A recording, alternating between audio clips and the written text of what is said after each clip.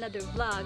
So this is just a random vlog, and we are here in our farm right now. So I am going to harvest some fruits and vegetables, and I'm just going to show you how this day went.